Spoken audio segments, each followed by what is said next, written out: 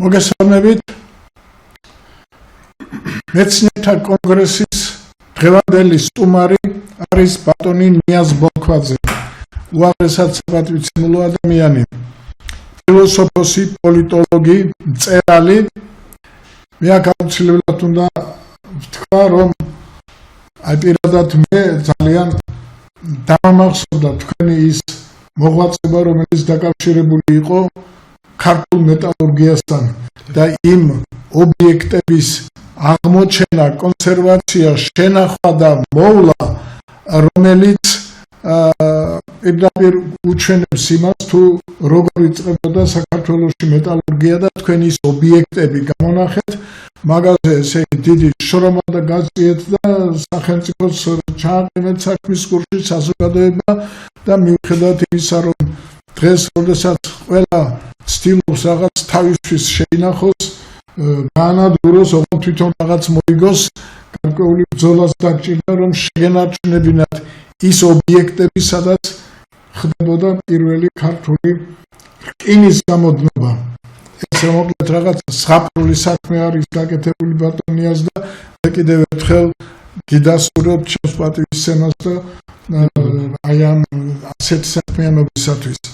ახლა რაც შეეხება დღევანდელ დღეს, თქვენ გარდა იმისა, რომ აი ბრძანდებით ფილოსოფოსი, პოლიტიკოსი, მწერალი, მე არ ვიცი ახლა ვინ რატომ, მაგრამ ჩვენს მიერ ინიცირებულ ახალ საქმეში, სადაც ჩვენ გამოვაცხადეთ, რომ საზოგადოებას მივმართეთ და თხოვეთ დაასახელონ ადამიანები, რომლებსაც თვლიან ისინი ყველაზე უფრო ხისეულად ქართულ პარლამენტში და ქართულ ხელისუფლებაში იყვნენ.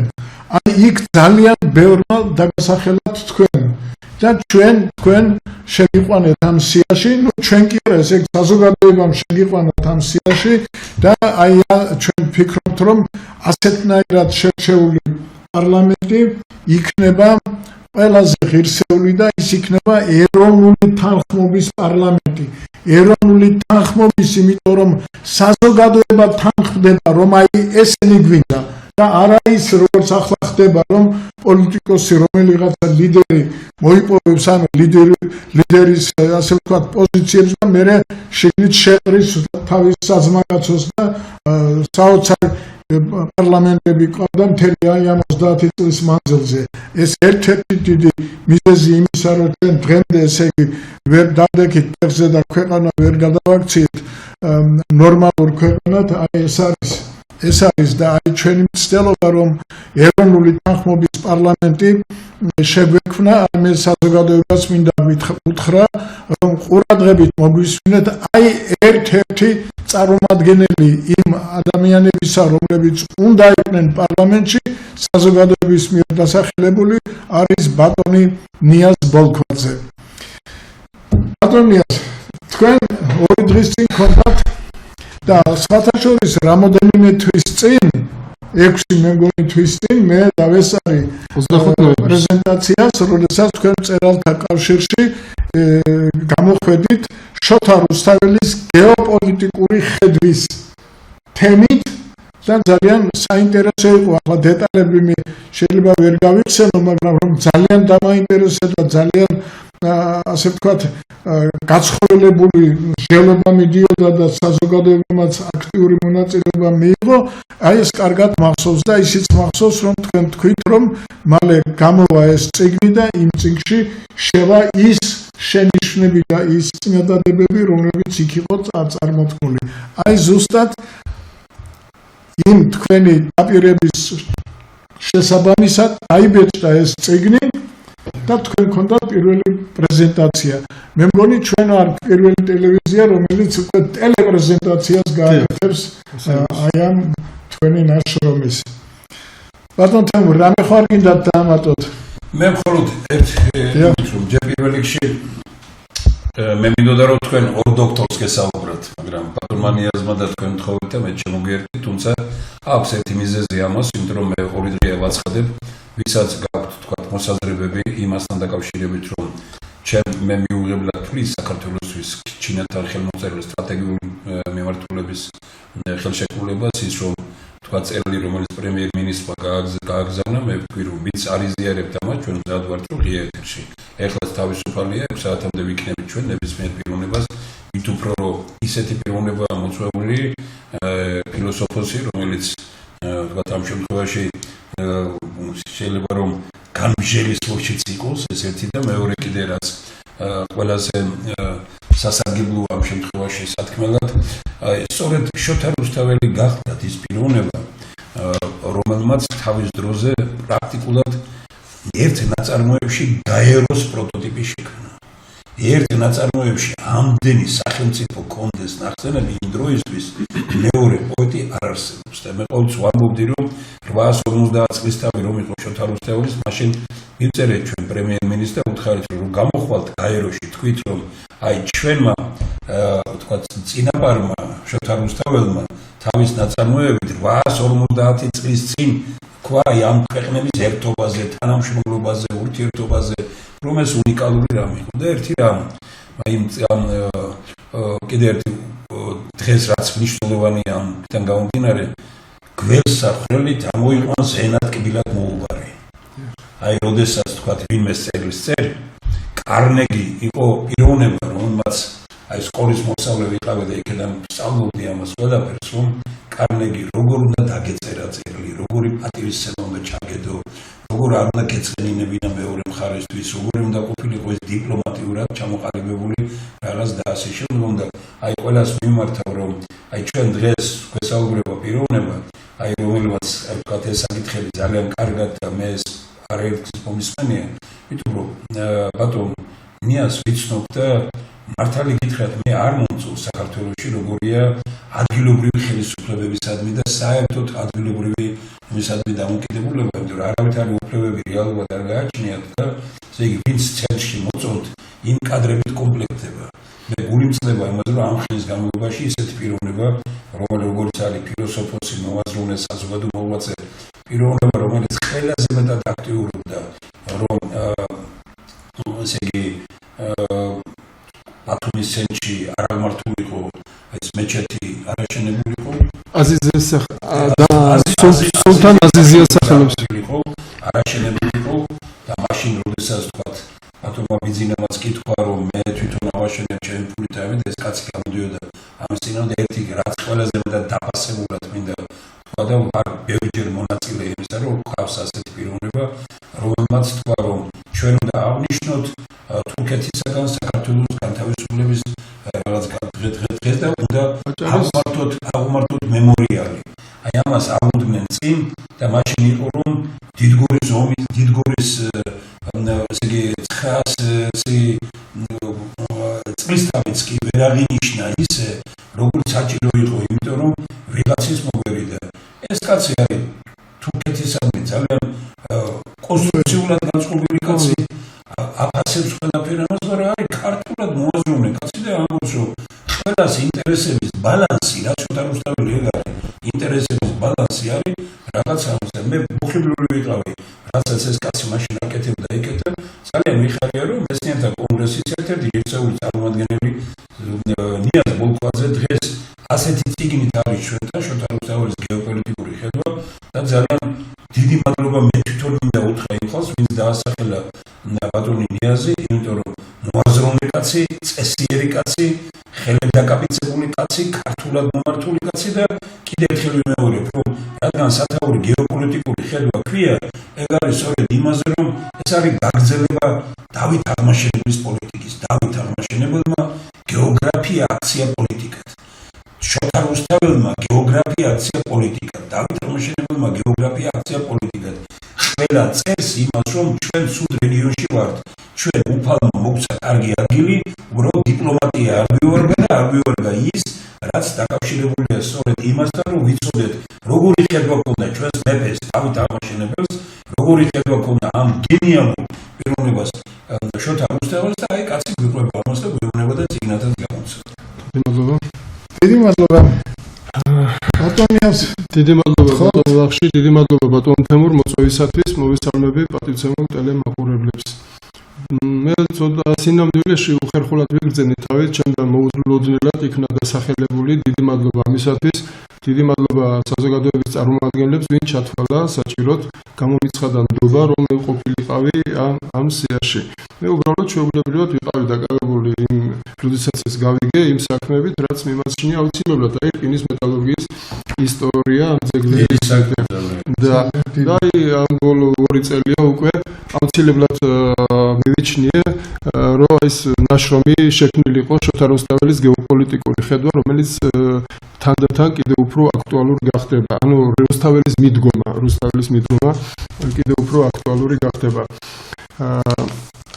ну მე მოგახსენებთ რამდენიმე ძალიან მოკლე დროში სხვადასხვა სასაუბრო ბევრია, ძალიან სხვადასხვა მიმართულებით საკითხები ითქვა და თანმიმდევრულად ჩვენ შევეცდებით რომ ვისაუბროთ ხო ამ თემებზე რა. ბატონო და თუ დამჭირდებათ ეს ტელევიზია სწორედ თქვენი სანახაობის და ასეთ თემებს. აი რაც შეეხება ბატონო თემო თქვენ აქ ახსენეთ ძალიან ნაკლებად ვინმე ყურადღებას აქცევს აი ვეფხისტყაოსანში თურქი ეროვნების როლს. და თურქი ეროვნების წარმომადგენლები პირველები არიან, ვინც ავთანდილს ეხმარებიან აი საბოლოო მიზნის მიღწევაში, ანუ ტარიელის ძებნაში სწორ კვალზე რომ დააყენონ და მეგობრებად ყავს წარმოდგენილი.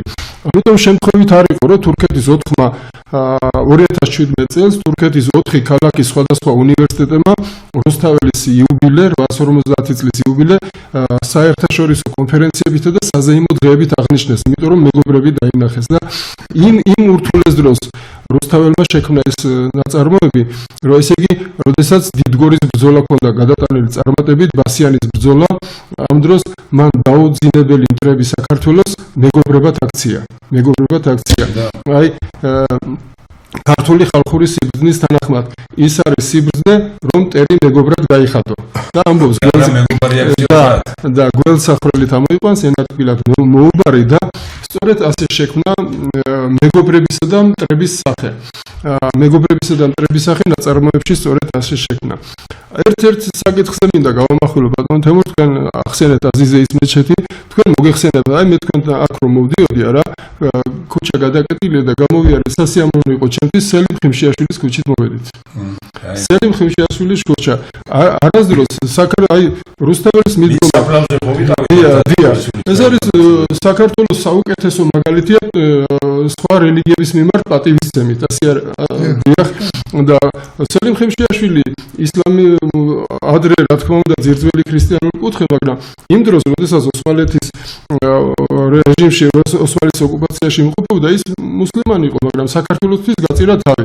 ამით ის მინდა ვთქვა, რომ ისლამს, მუსლიმანობას არავინ არ ებრძვის, მაგრამ აქ იყო ლაპარაკი დამპყრობელ აზიზეის მეჩეთზე იყო ლაპარაკი.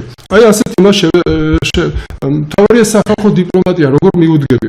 აი ბათუმში ვიყავი რამდენიმე თვის წინ და მემედ აბაშიძის ძეგლთან შეჩერდა თურქეთის ჯგუფი, ტურისტების ჯგუფი. და კითხულობენ, აკვირდებიან მემედ აბაშიძის ძეგლს, ვისი ძეგლია ეს? და მე გავჩერდი და მათ ვიფიქრე, რომ გავესაუბრო, ვინ არის, კითხულობენ. მე ვეუბნები, ეს თქვენ თურქეთიდან ხართ? დიახ.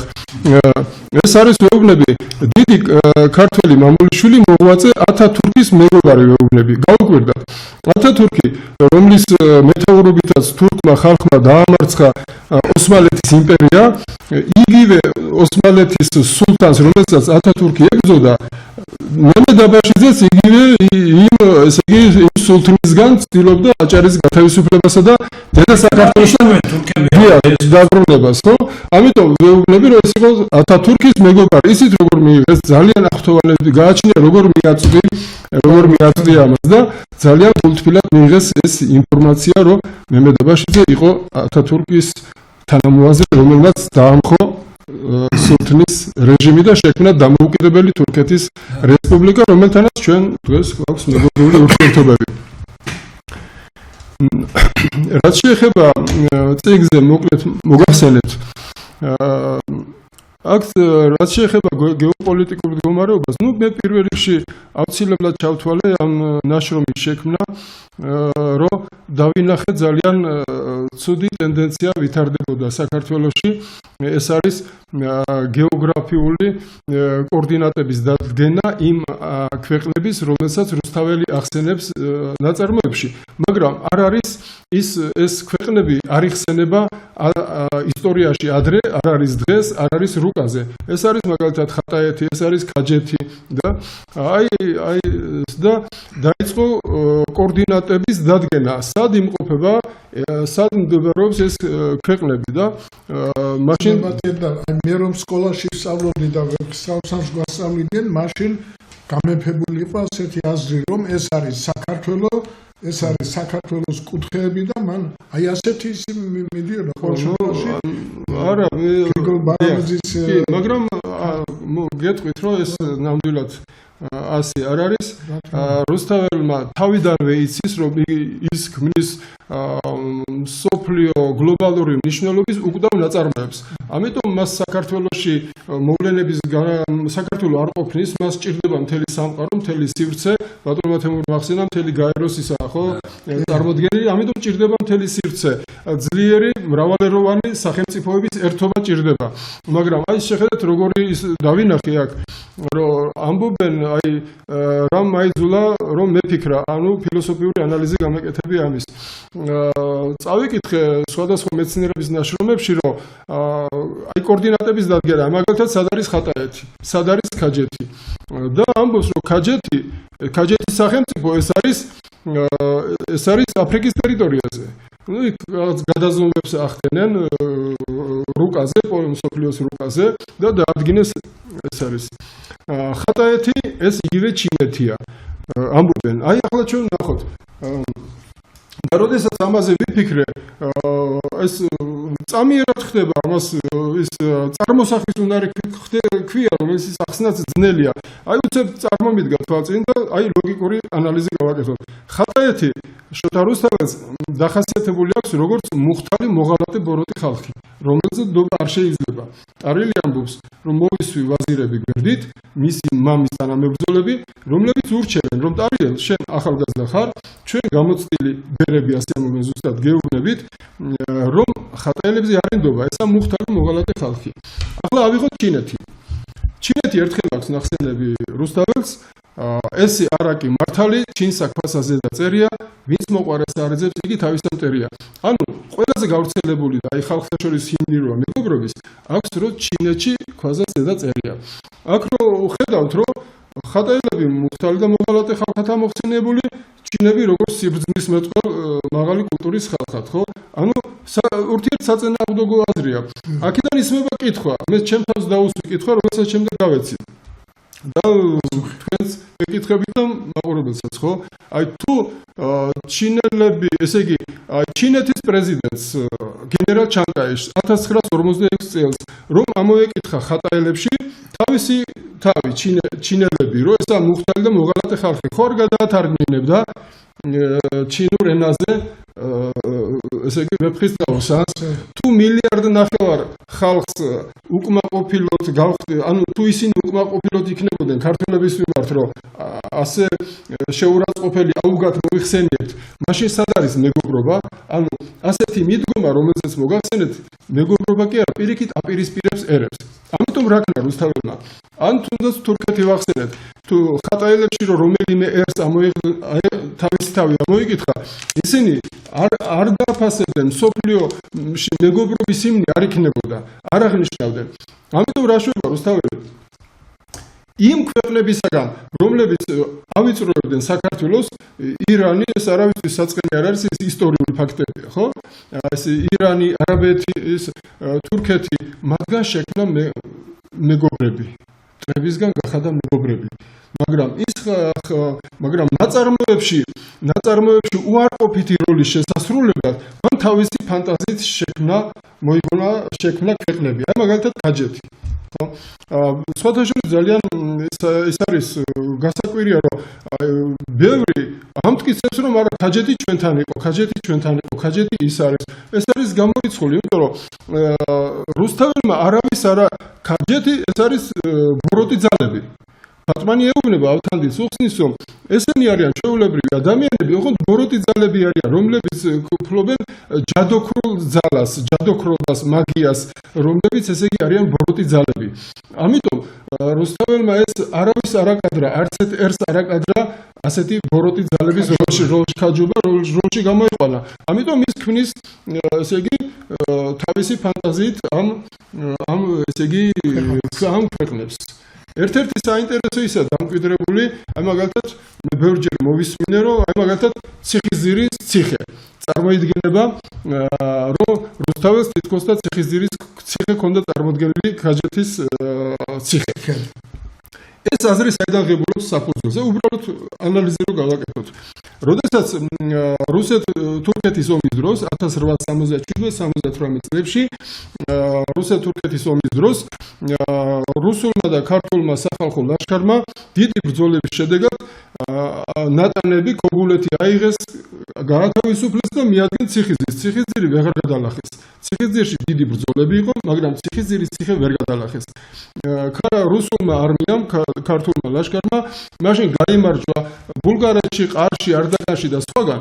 ანუ რუსეთის იმპერიამ გაიმარჯვა რუსეთ-თურქეთის ომში და აჭარაც დაუბრუნდა დედა საქართველოს. როდესაც უკვე გათავისუფლებულ აჭარაში დედაქალაქიდან ილია ჭავჭავაძის მეთაურობით დაიძრა ჩვენი საზოგადო მოღვაწეები, მეცნიერები და ასე შემდეგ ბათუმისკენ, როდესაც შემოდის რუსეთის ჯარი და ქართული ლაშქარი, რომელსაც გრიგოლ გურიელი ხელმძღვანელობდა, როდესაც უახლოვდებიან ციხისძირს, ამბობენ, აი უახლოვდებით ქაჯთა ციხესო. ესე იგი აუღებელს. ქაჯთა ციხეს, აუღებელ ციხეს და აი ეს სინონიმად დარჩა ასე. დამკვიდრდა და ანუ როგორც აუღებელი. სინამდვილეში ეს არის ფანტაზიით რუსთაველის მიერ შექმნილი როგორც ბოროტების სიმბოლო, რომელსაც ამარცხებს გმირები, სიკეთის გამარჯვება ბოროტებაზე. არის კიდევ მნიშვნელოვანი საკითხები, თუ შეიძლება გავამახვილებთ ყურადღებას. აი თქვენ ბრძანეთ დღეს მინდა ვიკითხო, რომ ჩინეთი არ აქვს, ხატაეთი აქვს ნახსენები, ხო ეგრეა რა? ხატაეთად აქვს ნახსენები, ჩინეთი ერთხელ აქვს ცალკე. მხოლოდ ამ აფორიზმის წარმოსათქმელად. ხატაეთი აქვს ცალკე. ესა ქვაცას ედა წერია. არის საინტერესო ის, იმიტომ მეცნიერები მანამდე მუშაობდნენ და ძალიან ბევრი საქმეები აქვს გაკეთებული. 3000-ზე მეტი ნაშრომია რუსთაველის ვეფხისტყაოსნის ყაოსნის თემაზე შექმნილი. პირველ რუსთველოლოგად ითვლება ვახტანგ მეექვსე, როდესაც პირველად გამოსცა ვეფხისტყაოსნის ყაოსანი და იქიდან ითვლება, ესე იგი და თავისი ნაშრომები აქვს და დღემდე 3000-ზე მეტი ნაშრომია შექმნილი. მე ამ წიგნზე მუშაობაში, ნაშრომზე მუშაობაში ფიზიკურად შეუძლებელია ყველას გაეცნო, მაგრამ გავეცანი იმ ფუნდამენტურ ნაშრომებს, სადაც საერთო მნიშვნელოვანი აზრებია სხვა მეცნიერების წარმოდგენილი.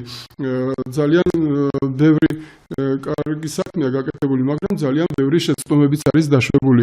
ძალიან ბევრი არამეცნიერული დასკვნები არის გაკეთებული, რომლებზედაც პასუხი არის ამ ნაშრომში გაცემული. დიახ. რაც შეეხება უკაცრავად კითხვა იყო დიახ, ხო და ესე იგი არის ასეთი, რომ მეცნიერებმა ჩვენმა ტექსტის დამდგენმა კომისიამ თუ არ ვწდები იმუშავეს, რომ აი მაგალითად ხშირად სიცრუე და ორპირობა ავნებს ხორცს და მერე სურსა, რომ პლატონის ესე იგი ბერძენი მოაზროვნების გავლენა. მაგრამ მეცნიერებმა ვერ აღმოაჩინეს, მეც ჩემ თავში რომ გადავხედე რასაც გავცნობი ვარ პლატონის ნაშრომებს, არსად ეს არ ჩანს, რომ პლატონისა. მე ვფიქრობ, რომ რუსთაველს ჰქონდა აი ჩინეთში ქვაცასე და წერია ასეთი სიბრძნე.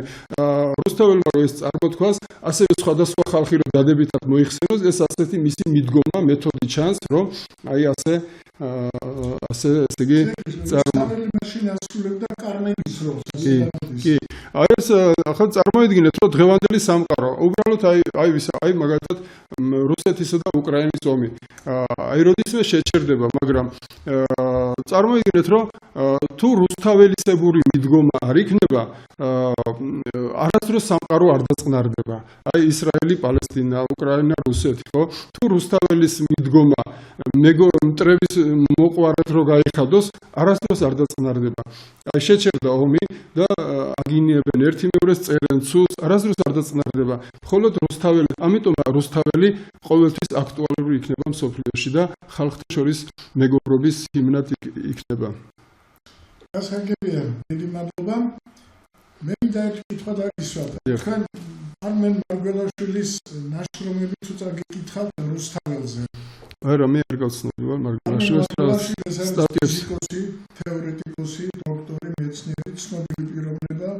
აი ჩვენ როდესაც პირველი გარბაჩოვის პარლამენტში ვირჩევდით, პირველი ნამდვილად დემოკრატიული არჩევნები რო იყო, მაშინ საქართველოსთან ორი კაცი იყო არჩეული პირდაპირ საზოგადოების მიერ, ეს იყო არმენ მარგველაშვილი და ბაქრაძე, აკაკი ბაქრაძე. რა როგორც პიროვნება ვიცი, მაგრამ მის კონკრეტულ ნაშრომს არ გავცნობ.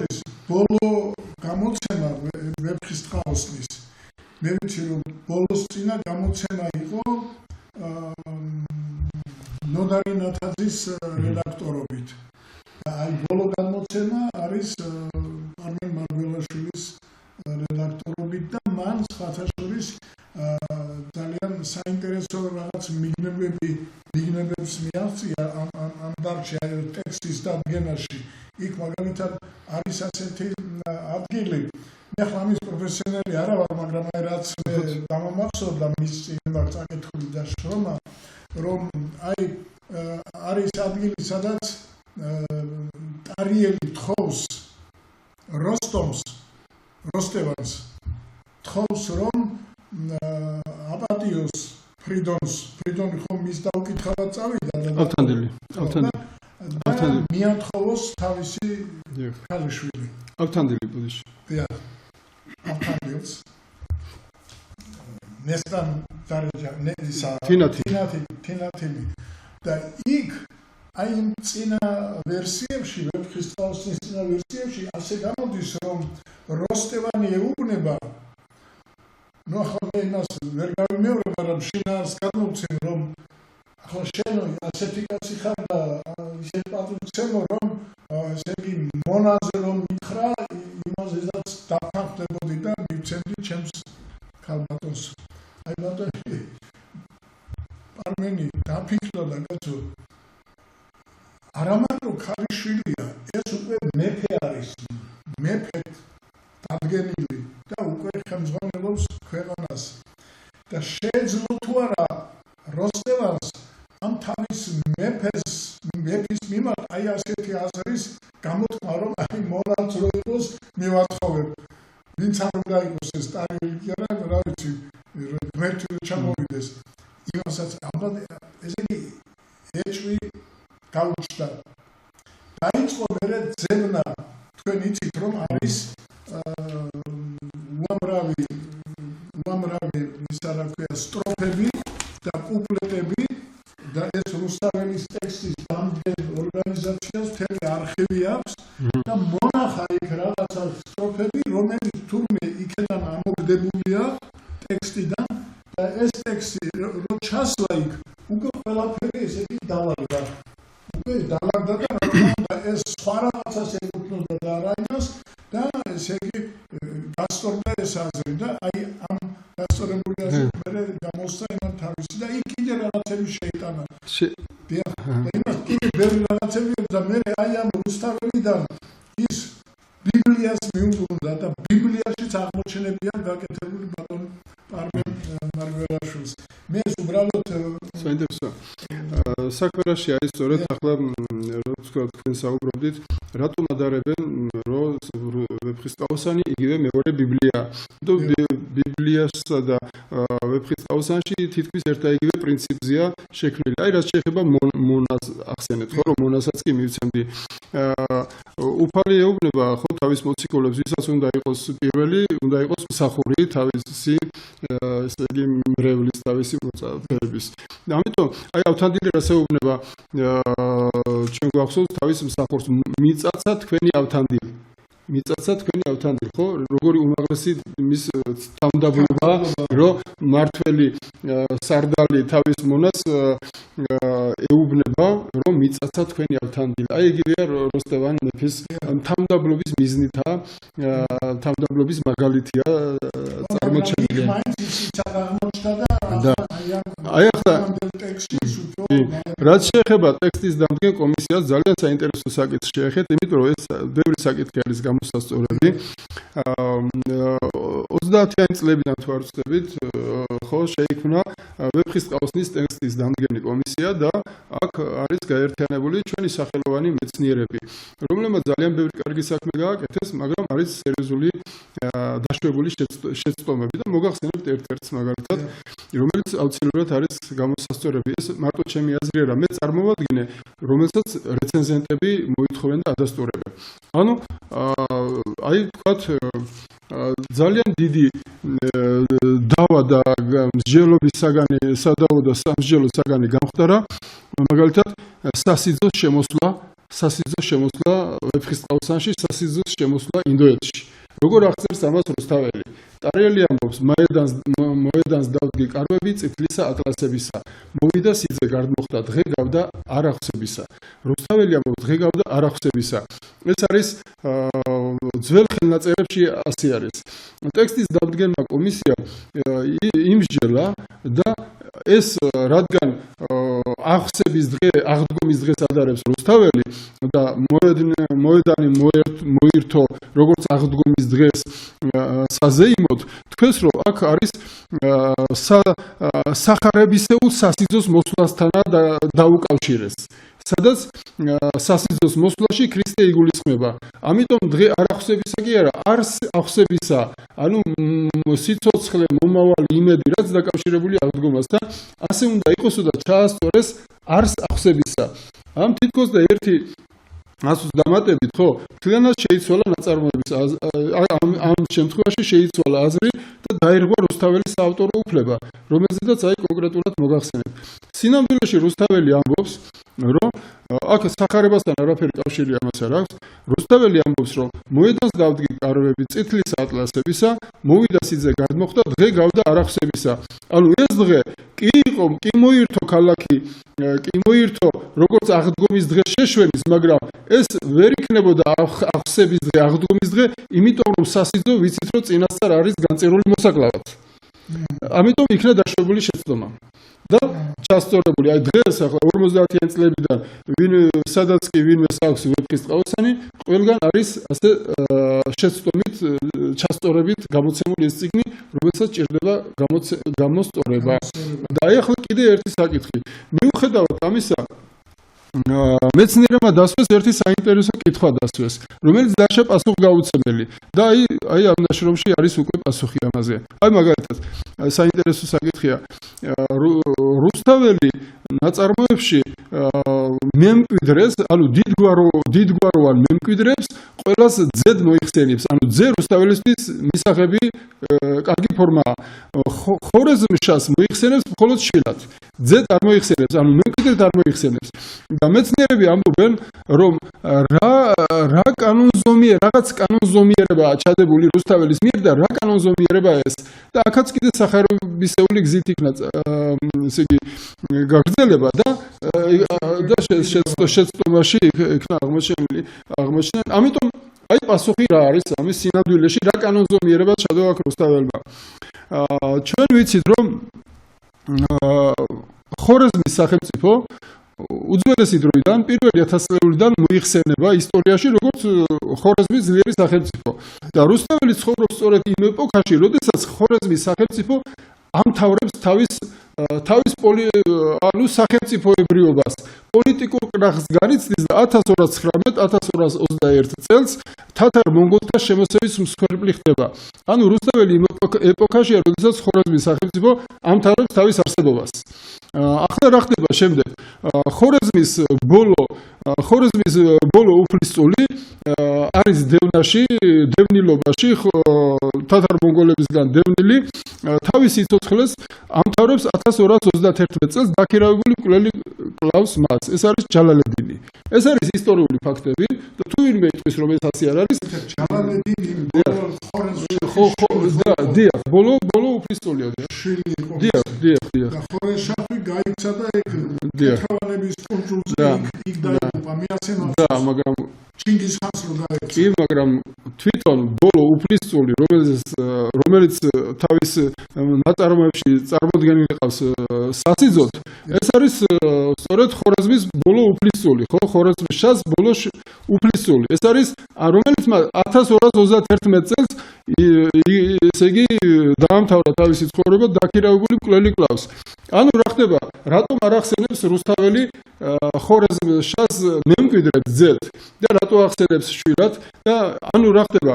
ესე იგი უკვე არ არსებული სახელმწიფოს მოსაკლავად განწირულ მემკვიდრეს უფლისწულს აღარ ახსენებს მემკვიდრედ. აღარ ახსენებს მემკვიდრედ, იმიტომ რომ აღარ არის უკვე სახელმწიფო და სასიძო განწირულია, უფლისწული განწირულია მოსაკლავად. ეს არის ისტორიული ფაქტები და არის უკვე დადასტურებული, რომელსაც ესე იგი ასე გაეცა ამ საკითხს პასუხი. მე ძალიან კარგად ვისმინე, რასაც თქვენ საუბრობთ, აგერ ბატონო ბახში თქვენი კითხვებიდან გამომდინარე და ბატონო ზვიადი რა პასუხებსაც იძლევა. ეს ძალიან სასიამოვნოა. პროფესიული საუბარიცაა და ესეც კარგია, მაგრამ მე მაინც მინდა რომ ვეფხისტყაოსანი და ეს გეოპოლიტიკა რომელიც არის დღევანდელ დღესთან დავაკავშიროთ თავიდან ბოლომდე, იმიტომ რომ აი ძალიან ძლიერი რამ თქვა წერა, რომელთაც გაჟონთილია არა მარტო ვეფხისტყაოსანი, არამედ ძველი ფილოსოფია საერთოდ ამისი, რომ უფროსი არის მსახური.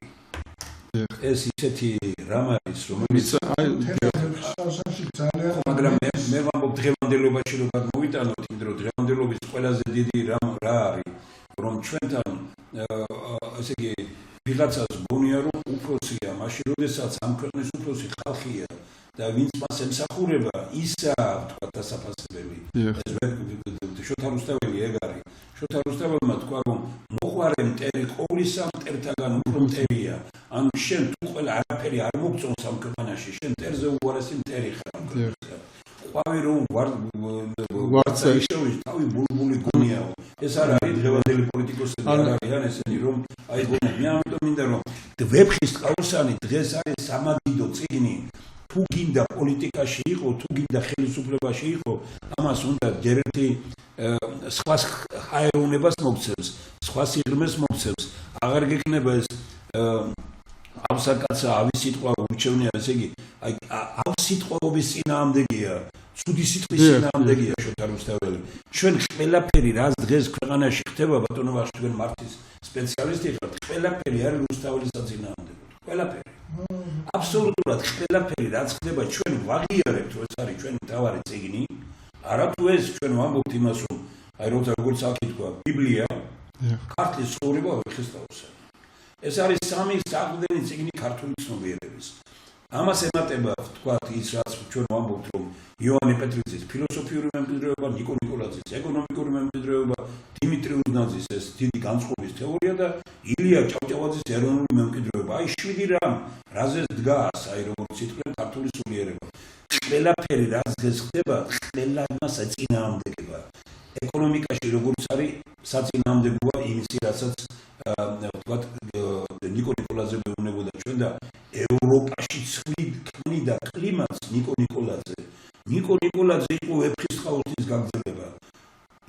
ესე იგი იოანე პეტრიძე უფრო იქეთ დგას, კიდე იქეთ სათავეებიდან მოდის. აი აქეთ დიმიტრი უზნაძის განწყობის თეორია ასე გონია რომ რუსთაველი იცის ეპირად და იქედან აქვს ამოღებული. ილია ჭავჭავაძის ეროვნული იდეოლოგია, ყველაფერი დღეს რაც ხდება ქვეყანაში. აი მე ეს მკლავს და ესე იგი ზოგიერთ ფიქრობ იმას, რომ რა ვინა ბედნიერი, ვინც აიკითხე სიგნები. თუ ვინც არ წაიკითხე სიგნები და ხელისუფლებაში.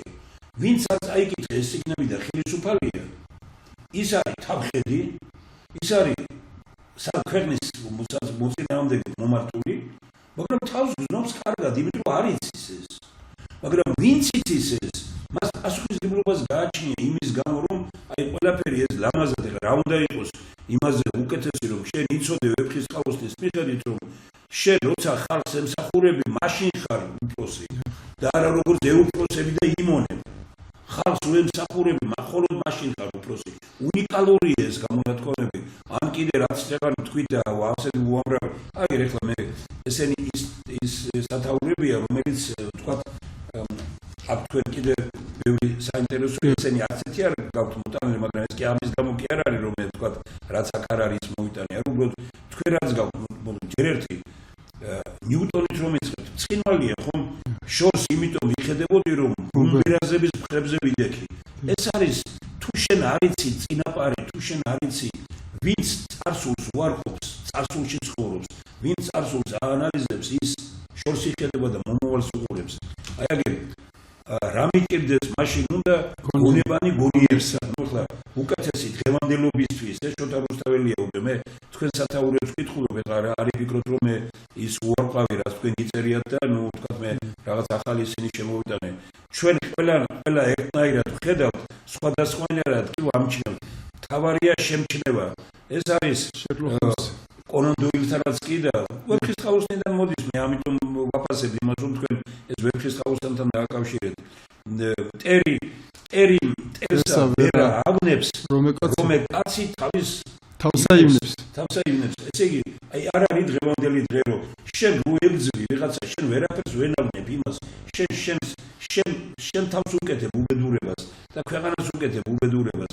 ეს პირველი მაგალითია ჩვენ პრემიერ-მინისტრის წელი. ნუ ეხლა ეს ხო ცალკე ის არის, თუ ვინმეს მართლა სურვილი გაუჩნდება, სადვართ რომ აი აგერ ველსაფრთხილით ამოიყვანს აწეღამ თქვენ თუ აგერ მოტანილი გაქვთ და მარტო ეს სათაურები რო წაიკითხოს თქვენი ნიაზ ბატონო, ეს ძალიან ბევრ რამეზე შეაცვლევინებს. აი რა სამსავრი რამ გაქვთ თქვენ მოტანილი აქ, მე ამას ვეძებდი, ადრე მქონდა უფალია ღმერთი ჩვენი, უფალი ერთი, უფალი ღმერთი ჩვენი, უფალი ერთია იესო ქრისტეს. ესე იგი მარკოზის სახელებიდან არის ამოღებული. ანუ უფალი ერთია, ამით ეს აერთიანებს სწორედ ამ იმას, იმიტომ რომ აი თუნდაც ამდენი რელიგია რო არის, ყველა რელიგია ფნობს უფალი ერთია. აი ის სამყაროს ერთია ის შემქმნელი, რომელმაც სასაუბრია, ნუ კიდე ერთხელ ვიმეორებ, რამდენჯერ გჭირდება ჩვენ ამ წიგნთან დაბრუნება და როგორ გამოგვადგება ეს თუ თქვა დღეს ჩვენ მარტო ხშირად გვექნება, რომ ვირმეს შეიძლება გაუკვირდეს ეხლა მეცნიერთა კონგრესი აგერ გამოდიხართ და ესაა საყრდენი, სული საყრდენია ეს. გურამ ქართველიშვილმა რომ თქვა ამის წინ, რომ ფული მართავს ქვეყანას და არა სულიო, ეს კატასტროფაა. იმიტომ რომ ქვეყანა რომელია ძლიერი, სადაც სული მართავს. ამერიკას რატო აქვს ბევრი უბედურება, იმიტომ რომ სული არ მართავს არც იქაც, არაფერი ძალიან ბევრი ქვეყანა. ჩვენ უნდა ვიყოთ მაგალითის მიმცემი მთელი მსოფლიოსთვის, რომ სულიერება აქ უნდა იყოს ნიჭის ძალაუფლება, ქვეყანაში სადაც უნდა იყოს ნიჭის ძალაუფლება, იქ არის ფულის ძალაუფლება. ნუ ეს კატასტროფაა. ესე იგი აი აქ აქვს ნახეთ როგორი ის არის სულხან-საბასი გამოგიყენებია ძალიან ძლიერი. უდეს ამაღლდა შურისა ალი, ნეთხსა და ხმელსა დამართა ძალი. ნუ ესე იგი აი აბსოლუტურად ყველაფერი რაც ჩვენთან დღეს ხდება, ყველაფერი არის სიმართლის ნერგი იხარებს დარგო თუნ სიფსა ფაზედა. ამიტომ ხშირად როიტყვიან რომ სიმართლის ჩვენი არაფერი, სიმართლის ნერგი იხარებს დარგო თუნ სიფსა ფაზედა. სულხან-საბა ორბელიანიდან მოდის და მაგრამ ეს ვეფხისტყაოსნის გაგზელებაა. ყველა თავს წარუმზღვარია ასეთი ეპიტაფიები. შოთა რუსთაველი დავით აღმაშენებელი, რომელსაც ჩვენ ხშირად ვამბობთ, რომ დავით აღმაშენებელი ომშიც წიგნებით მიდიოდა. თოლომეოს ადარებდნენ მას ყველაზე დიდ წიგნოვარ მსოფლიოსი და ის ბერძენი იყო და ბერძენ საბერძნეთში მერე პირველი კაცი გახდა. კაცთა მონიჭებული პირველი სიმდიდრე წიგნთა მოძღვრება არის.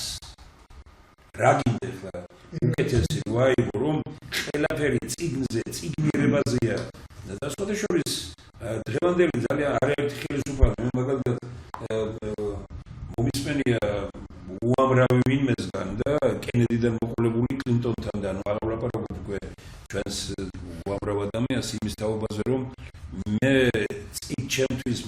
მიუხედავად იმისა, რომ კომპიუტერის ეპოქა ჩემთვის წიგნია მთავარი.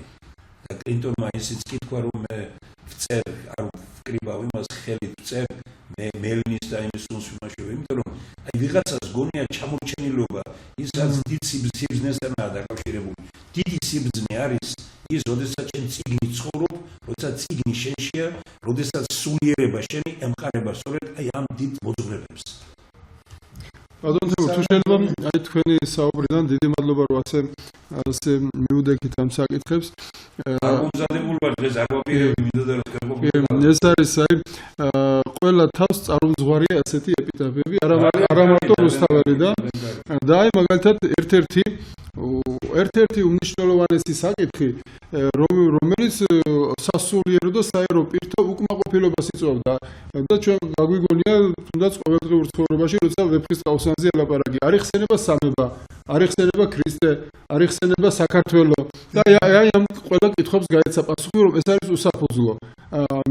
სინამდვილეში ესე იგი და ამის არგუმენტები მყავს მოყალე. სხვათა შორის კორნელი კეკელიძე, ასევე რუსთველოლოგი ვიქტორ ნოზაძე ეხებიან ამ საკითხს, რომ ერთ არსებაში ხედავენ სამებას, მაგრამ და მაგრამ როგორც ჩანს შემდეგ იქ არგუმენტები ისე არ არის მოყვანილი და შალვა ხიდაშელი ქართული ფილოსოფიური აზროვნების ისტორია იქ ამბობს, რომ ეს საკითხი მე-20 საუკუნეში დარჩა პასუხგაუცემელი. მე ვხედავ სხვადასხვა ნაშრომებში, რომ ვეცნობი ჩვენი მეცნიერები როგორ ზრუნავენ სადმე ოღონდ დაინახონ სამება. და ეს არ არის ვეფხის ყავსანში ოღონდ სამება იყო სადმე ნახსენები. და ამას მე როცა ვკითხულობ რა გონებით და გულით გრძნობ რას ფიქრობენ, რას გრძნობენ. ეს იყო პატრიოტული იმით რატომ? კორნელი კეკელიძე ამბობს, რომ არ დარჩენილა მსოფლიოში რელიგია, რომელსაც არ მიაკუთვნონ რუსთაველი. ანუ დევნიდან შეურაცხყოფას აყენებდნენ, რომელ რელიგიას არ მიაკუთვნეს, ხან მაგიურს, ხან მასონურს, სხვადასხვა ალქიმიას და სხვას. მაგრამ როდესაც სიღრმისეული ანალიზი გაკეთდა, ხედავთ, რომ რუსთაველი ერთ არსებას ახსენებს, ღმერთს ახსენებს ერთ არსებას და მომყავს ამის არგუმენტები, რატომ ახსენებს ერთ არსებას. რუსთაველი თქვით ჩვენ უკვე, რომ თავისი მიზნის მისაღწევად საქართველოში ეს არ განვითარდება, ეს მოვლენები არ განვითარდება ვეფხის ყავსანს, მას ჭირდება მთელი სამყარო. და ჭირდება მთელი სამყარო. და ის საუბრობს ირანი, არაბეთი, ინდოეთი, თურქეთი, ჩინეთი და ასე შემდეგ. და ამისთვის ის საუბრობს სხვადასხვა კულტურაზე, მაჰმადიანობა არის იქ, ხო, ავთანდილის არაბეთი, ინდოეთი ამ დროს ან ტარიელი ან ბუდიზმის წარმოადგენელია, ან ინდუიზმის. იმიტომ რომ მე-12 საუკუნეში ისლამზე არ იქნება ლაპარაკი, იმიტომ რომ მე-12 საუკუნეში შედის ისლამი ინდოეთში და იწყებს განვითარებას და მეფის დინასტია ან ინდუიზმი იქნებოდა ან ბუდიზმი. ამიტომ იქ ხსენება სამებაზე საუბარი, სამებაზე იქნებოდა, ესე იგი, არ იქნებოდა მიღებული, დიახ. ამიტომ ის ახსენებს ერთ არსება ღმერთს, რომელიც ყველა ტრადიციული რელიგიისთვის მისაღებია. ქართველი კაცი თავისთავად მაშინ მოისაზრებს სამებას. ამიტომ მოვიყვანეთ ასეთი არგუმენტები. ანუ ფილოსოფიაში მთავარი პრინციპი რა არის? ის ცოდნა არ არის, თუ ვერ დაარწმუნე ადამიანი. აი ავიღოთ დავით აღმაშენებელი. დავით აღმაშენებელი დიდგორის ბრძოლის წინ თავის ლაშქარს მიმართავს. ჩვენ ეუბნება თვითონაც მათ შორის მებრძოლია რა. ჩვენ დღეს უნდა ჩვენი ერთი ძლიერი ღმერთის წინაშე უნდა დავდოთ ფიცი, რომ უმალ დავიხოცებით ბრძოლის ველზე, ვიდრე ზურგს ვუჩვენებთ. ის არ ამბობს სამებას, ის ამბობს ერთ ძლიერ ღმერთს. ავიღოთ წმინდა გიორგის მაგალითი. ხომ არის ეს ერთი კარგი არგუმენტი დავით? აი ავიღოთ შემდეგი მაგალითი. წმინდა გიორგი, როდესაც იმპერატორი მას უკვე სიკვდილით უნდა დასაჯოს თავისი სარწმუნოებისთვის, ქრისტიანობისთვის, ანუ წარმართმა უნდა დასაჯოს, ეუბნებიან, თუ ასეთი ძლიერია შენი ღმერთი, მაშინ მოახდინე სასწაული და გააცოცხლე მკვდარი, მიცვალებული და მიიყვანებენ საფლავთან. წმინდა გიორგი მაშინ მიმართავს უფალს და ეუბნება უფალო უჩვენი მათ რომ შენ ხარ ერთი ძლიერი ღმერთი აქაც ესეც მკიცი არგუმენტია და ყველაზე მკიცი არგუმენტი რომელიც თქვენ უკვე ნახეთ სახარებიდან უფალს ერთი მწიგნობა პროვოკაციული შეკითხვა ეუბნება რა არის მთავარი ცნება უფალი იესო პასუხობს უპირველესი ცნება ეს არის უფალი ღმერთი ჩვენი არის ერთი ყოვლის შემოქმედი ძლიერი ღმერთი სწორედ ეს აქვს რუსთაველს გატარებული და მთავარი რა არის ყველგან იგრძნობა რომ ნაწარმოები იწერება საქართველოში ქართველი ქრისტიანი ავტორის მიერ აი ეს არის მთავარი ბედნიერება იყო როდესაც ჩვენ ამას სკოლაში ვსწავლობდით და პრაქტიკულად ზეპირად ვიცოდით ჩვენ ვეფხისტყაოსნის დიდი ნაწილები მე კონკურსები ტარდებოდა ამისი და ჩვენ ყავდა ისეთი მასწავლებელი დავით ჭანტურიძე რომ ისე კითხულობდა ამას რომ აი უბრალოდ გინდოდა რომ შენს გესწავლა და წაგეკითხა სხვადასხვაი და აი მე ვარ ბედნიერი იმით რომ თუნთლიანად არა როგორც მინიმუმ 90% ზეპირად ვიცოდი და 2-3 დრო რომ თქვა ახლა ვემზადო ანუ ეს მარტო ჩემზე კი არ არის ლაპარაკი ეს განწყობა იყო შეიძლება რომ ქართულ სკოლაში დღეს ვეფხისტყაოსანი მარტო ერთი ნაწარმოების შექმნა სწავლა არ არის ეს არის სამყაროს ფილოსოფიის შეცნობა ესე იგი კაცთა მოდგმის ცხოვრების შეცნობა მეგობრობა გინდა რა გინდა ყველაფერში გამოცემული დროულად ეს არ შეიძლება უბრალოდ იმ უფალმა სწორედ ერთ კაცს მიცა საშუალება როგორც გურამ დოჩანაშვილი ამბობს მე ვინ ვარო გადამწერი ვარო მე უფალი მე გადამწერი ვარო დიდი მწერალი იყო და აცხონოს რომ კარგი რო გავიხსენოთ ეს აი ესე გამოდის შოთა რუსთაველი როგორც ზეგარდმონიჭი იყო ეს ყველაფერი და აი ეს იყო ყველაფერი არსად აი როგორ იყო წმინდა დაწერა ლექსი გადაგდიო დაბიძე აბა მითხარეთ ერთი თქვენ და ვინმე დაარწმუნეთ ახლა იმაში რომ მიკორწმინდა არ უნახავს ხო იცით რომ არასდროს და ლექსი დაწერა როგორი ეგ არის შედევრი რა აი ისევია ვეფხისტყაოსანზე რომ ლაპარაკობენ ვინმეს გონია რომ ახლა როგორ მოიარა ეს ქვეყნები რა მოიარა ეს ზეგარდმონიჭია ეს სწორედ უფლისგანაა ეს ყველაფერი რომ მას ეს ჰქონდა აი ყველაფერი აი სხვა აზროვნებაა სხვა მასშტაბია სისტემური მოაზროვნეა ბატონო ეგ არის ხო მაგრამ ეხლა ჩვენ ამიტომ ერთი ნაწარმოები ჩვენ ვართ ბედნიერები და მე არ ვიცი ბატონმა ნიაზმა იცის და ხშირად ქონია მაგრამ ძალიან ბევრი ახლა ვიცი რასაც ვიტყვი ეს იცის მაგრამ მაინც მინდა გავიმეორო რომ არ არის ბედნიერება რომ ამერიკელმა მეცნიერებმა ინსტიტუტმა თელმა ჩაატარა კვლევა მიმართა 45 თუ 46000 ინტელექტუალს თელი მსოფლიოს მასშტაბით კითხვით ყველაზე ყველა დროის ყველაზე საუკეთესო მწერალი დაბისახელეო ვეფხისტყაოსანი და შოთა რუსთაველი აღმოჩნდა პირველ ადგილზე არის 45000 ინტელექტუალმა და გამოკითხვა და ადასტურა რომ სოფლიოში დღემდე ყველა დროის ყველაზე საუკეთესო მწერალი არის შოთა რუსთაველი და მეორე ნომერი ვინ არის ვაჟა-ფშაველა მესამე პრაქტიკულად არავინ არ არის მე მოდის დოსტოევსკი შექსპირი და სხვები ეს ხო ჩვენ საქართველოში არ გამიკეთებია ეს არ არის ნიშანი იმისა რომ ვეფხისტყაოსნის მიმართ სხვა დამოკიდებულება იყოს ქვეყანაში რა განასწორია ის თქვენ აღნიშნეთ რომ 850 წელი აღნიშნა სხვაგან ჩვენ ვამბობთ რომ შოთა რუსთაველის 850 წელი ეხლა მე სკოლის მოსწავლე ვიყავი და პატარა ბავშვი და ვიყავი აქტოვანებული რომ 800 წელი აღნიშნა რაღაც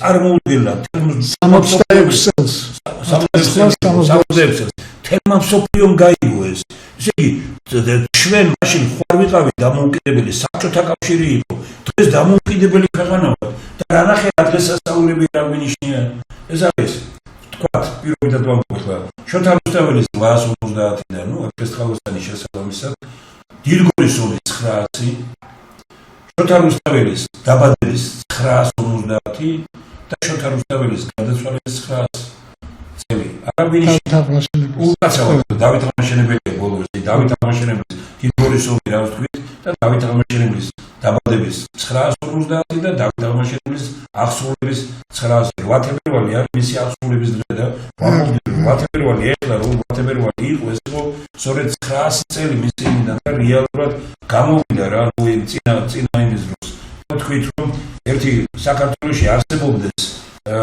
თქვა მეფის გვართან დასახელებული ბაგრატოვანი, მაგრამ ვაშინგტონი თუა სოფლიოში და თუა 1000 ვინდოს აერთდა პიროვნებასთან დაკავშირებული, მაგრამ ბაგრატიონი რატო არ შეიძლება იყოს ქალაქი და ამის აშენებაზე რა უნდა? როგორც ძალიან ბევრმა ქვეყანამ აი ეგ ჩვენ ჩრდილოეთ კავკასიაში ვნახეთ, ახალი იმისა ნახეთ ხო ბატონობაში რა? ინგუშეთში დედაქალაქი აშენეს ახალი ინგუშეთში. და რო ვნახეთ რა სახთა დავდიოდით ბატონი ჯუბაღები ეს სახთა დავდიოდით ხო ეს მართლა 20 წლის განმავლობაში ჩვენ არავითარი პრობლემა ამისი არ აქვს. ამას ჭირდება სწორედ ვეფხის ყავოსნის განწყობა, გაქანება, მასშტაბი, წოდნა, აი რაღაც სხვა სიფრთხეზე უნდა წარმოიგინოს საკუთარი თავი. დიდ საქმეს აკეთებ ნიაზ ბატონო.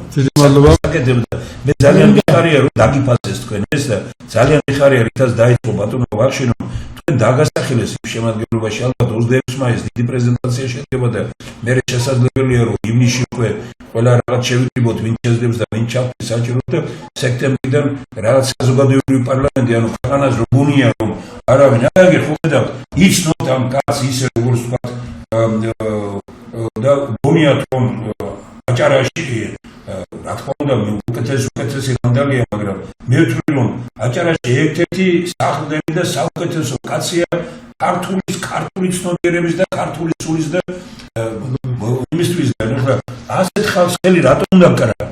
რატო არ უნდა იყოს თქვა ეს და რატომ უნდა გქონდეს ეს დამოკიდებულება? მე არ მესმის ეს აი და ეს არის სწორედ ის რომ მოყვარენ მტერი ყოვლისა მტერთან უფრო მტერია როცა კარგი არ გინდა ძლიერი არ გინდა მტერი ხარ ბატონო აუცილებლად ბატონო ვახში მინდა ერთს გავამახვილო ერთ ყურადღება იმიტომ მნიშვნელოვანია უშინ წინ 2 დღის წინ ისაუბრეს არის არაერთი ადამიანი ქართველი საქართველოში რომელიც ადასტურებს მე არ ვიცი რატო ჭირდება ეს რომ თითქოს რუსთაველი არ იყო ქართველი წარმოგიდგენიათ ასეთი რამე და სხვათა შორის შემთხვევით არაფერი არ ხდება და მე ავიღე ხელში რუსული წიგნი რუსულად თარგმნილი ვეფხის ყავოსანი ეს არის პეტრენკოს თარგმანი პეტრენკოს თარგმანი ვნახე და ესე იგი ვნახე რომ აი რუსთაველი როგორ ამთავრებს თავის ნაწარმოებს ქართველთა ღვთისა დავითის ვის მზე მსახურებს სარებლად ესე ამბავი გავლექსე მე მათთა საკამათებლად და ამბობს რომ ესე იგი ერთ გულთა ორ გულთა გულის დამწველად ერთ გულთა გამახარებლად ამაზე კიდე მე ცალკე ის მიუძღვენი შურის თემა მაგრამ კონკრეტულად მინდა მოგახსენოთ ქართველთა ღმერთი დავითის რუსულ თარგმანში დავინახე პეტრენკოსთან რომ ქართველთა ამოღებულია მხოლოდ წერია ცარ დავით და ქართველთა ამოღებულია ну არის ამბენ მაგას დიახ ახლა რა ხდება შემდეგ მკვლევარის ინტუიცია მიგარნახა რომ დანარჩენიც მომეძებნა და როდესაც ამბობენ რუსთაველი რომ საქართველო აღარ მინდა ისეთი ჩვენთვის უძვირფასესი გვარები დავასახელო რომ ასე ზედაპირულად როგორ წაიკითხეს რომ ისე არ უყვარ და საქართველო რო აქვს ნაცენებიო ყველგან თავიდან ბოლომდე ხაზგასმით რუსთაველი აღნიშნავს ინფორმაციას რომ საქართველოშია ეს დაწერილი ქართველი ავტორის მიერ და ერთ-ერთი რუსთაველს კი არ უყვარს მარტო საქართველო და ქართული ენა არამედ ძალიან უყვარს და ამბობს ყმა ტკბილი და ტკბილ ქართული ნახეთ როგორ მოიხსენებს ყმა ტკბილი და ტკბილ ქართული კარგია გასაგებია და ახლა რა ხდება როდესაც გავაგრძელე ძიება და ვხედავ რომ პეტრენკოსთან ეს აქაც ტკბილ ქართული ამოღებულია დარჩენილია მხოლოდ ყმა ისა ყმა ტკბილ ქართული ამოღებულია და ესე იგი სამწუხარო ყველაზე სამწუხარო ის არის რომ ეს დედაქალაქშია გამოცემული 1984 წელს და ჩვენი მეცნიერები აწერენ ამას ხელს პეტრენკოს თარგმანს მუცუბიძესთან როდესაც ხედავთ ყველაფერი თავის ადგილზეა ქართულად და ახლა საქმე რაშია რომ მივყვეთ მკვლევარის რა გზით რომ წავიდეთ ამას კიდე თავისი სიღრმეები აქვს ესე იგი არის სხვადასხვა დროს მკვლევრების მოსაზრებები რომ თითქოს და აქ რუსთაველი დავითზე კი არ ქართველთა ღმერთ დავითზე ქართველთა დავითზე კი არ ლაპარაკობს არამედ დავით მეფსალმუნეზე ეს კიდე ქმნის საფუძველს რომ რუსთაველი გამოაცხადო არა ქართველად და ვინიცის კიდე რომ ამიტომ აქ რეცენზენტები აქ ენათ მეცნიერები და სხვადასხვა უნივერსიტეტის მეცნიერების რეცენზიებია ისინი მიუთითებენ უკვე და მე მოვითხოვ რომ შემოწმდეს, არ შემწევს ამის შესაძლებლობები, შემოწმდეს უნდა სხვა თარგმანები და ეს უნდა იქნას გამოსწორებული. ყურად აღები რომ ესე იგი ეს ჩვენი სოფლიო მნიშვნელობის ქართული საგანძური იყოს დაცული. გასაგებია. ძალიან საინტერესო. საჭირო სამარცხვინო. დიახ. აი ერთი თუ შეიძლება თუ ჩვენ დრო გვაქვს რომ აი თქვენ აი მესიეთა კონგრესის დრო უსაზღვროა. პრობლემებზე საუბრობთ ხო? ქვეყანაში არსებულ და საკაცობრიო პრობლემებზე. ერთ-ერთი საკითხი, რასაც მივაქციე ყურადღება, აქ ერთ თავად მაქვს მოცემული. აი სიმართლის ნერგი იხარებს სულხან-საბა წარმზვარი მისიმით. სიქვაზეც რო ანუ შურის თემა ეს ურთულესი პრობლემა არის კაცობრიობის წინაშე. მე ცალკე ერთად აღებული შურის თემა არ მინახია, მაგრამ ყველა დიდი მოაზროვნე უძველესი დროიდან ეხება ამ საკითხს. აი მაგალითად სოკრატე ამბობს რომ შური ეს არის მწუხარება სხვასზე და რომელიც სხვა ახლობლის მეგობრის თუ ნაცნობის წარმატებით არის გამოწვეული. მაგრამ მთავარი რა არის? სოკრატე ამბობს ეს უდიდესი ბრძენი კაცობრიობის ამბობს რომ ასეთი რამე გონიერ ადამიანს არ ემართება.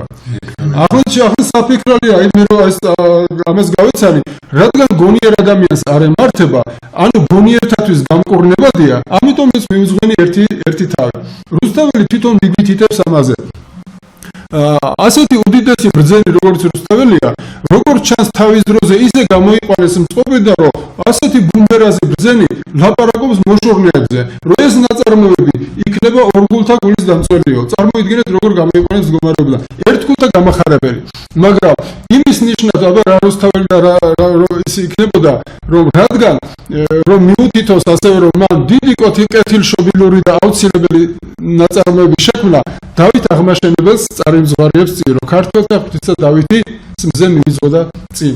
აი ამიტომ შეუქმენი ერთი თავი და სხვათა შორის რეცენზენტებაც აღნიშნეს, რომ ისე ჩანს თითქოს და დღეს რაღაც იურიდიული გამოკვლევა რო ჩაატარო. და სხვათა შორის დაპირისპირებული მხარეები თავის ეპოქაში ჩდება კონკრეტული პიროვნებების სახელი და გვარით, ვინ შეიძლება ყოფილიყო რუსთაველთან დაპირისპირებული. და საქმე რაშია?